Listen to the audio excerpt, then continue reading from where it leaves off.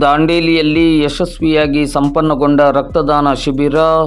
ಅತ್ಯಂತ ಪವಿತ್ರ ದಾನಗಳಲ್ಲಿ ರಕ್ತದಾನವು ಮಹತ್ವಪೂರ್ಣವಾಗಿದೆ. ರಕ್ತದಾನದಿಂದ ನಮ್ಮ ದೈಹಿಕ ಚಟುವಟಿಕೆಗಳಲ್ಲಿ ಕ್ರಿಯಾಶೀಲತೆ ಹೆಚ್ಚುತ್ತದೆ.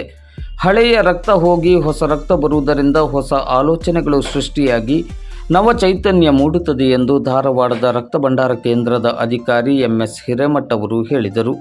ಅವರು ದಾಂಡೇಲಿಯ ಬಂಗೂರು ನಗರ ಪದವಿ ಮಹಾವಿದ್ಯಾಲಯ, youth red cross, red ribbon club, Bhagat Singh ಯುವ ಬಳಗ, ಸೇವಾ ಸಂಕಲ್ಪ ತಂಡ ದಾಂಡೇಲಿ, ಲಯನ್ಸ್ ಕ್ಲಬ್ ದಾಂಡೇಲಿ, ಶೇಖರ್ ಆಸ್ಪತ್ರೆ ದಾಂಡೇಲಿ ಮತ್ತು ರಕ್ತ ಭಂಡಾರ ಕೇಂದ್ರ ಧಾರವಾಡ ಇವರ ಸಂಯುಕ್ತ ಆಶ್ರಯದಡಿ ಬಂಗೂರು ನಗರ ಪದವಿ ಮಹಾವಿದ್ಯಾಲಯದ ಸಭಾಭವನದಲ್ಲಿ ಸೋಮವಾರ ಹಮ್ಮಿಕೊಂಡಿದ್ದ ರಕ್ತದಾನ ಮತ್ತು ರಕ್ತ ಗುಂಪು ತಪಾಸಣಾ ಶಿಬಿರವನ್ನು ಉದ್ಘಾಟಿಸಿ ಮಾತನಾಡುತ್ತಿದ್ದರು. ಲಯನ್ಸ್ ಕ್ಲಬ್ಬಿನ ಅಧ್ಯಕ್ಷೆ ಡಾಕ್ಟರ್ ಗೌರಿ ಹಂಚಿನಾಳ್ ಮಠ್ ಅವರು ಮಾತನಾಡಿ, ರಕ್ತವು ಮನುಷ್ಯನ ದೇಹದಲ್ಲಿರುವ ಒಂದು ಅದ್ಭುತವಾದ ಸೃಷ್ಟಿ. ಈ ರಕ್ತವನ್ನು ಕೃತಕವಾಗಿ ಉತ್ಪಾದಿಸಲು ಸಾಧ್ಯವೇ ಇಲ್ಲ. ದಾನ ಮಾಡಿದರೆ ಮಾತ್ರ ಇನ್ನೊಬ್ಬರ ಜೀವ ಉಳಿಸಲು ಸಾಧ್ಯ ಎಂದರು.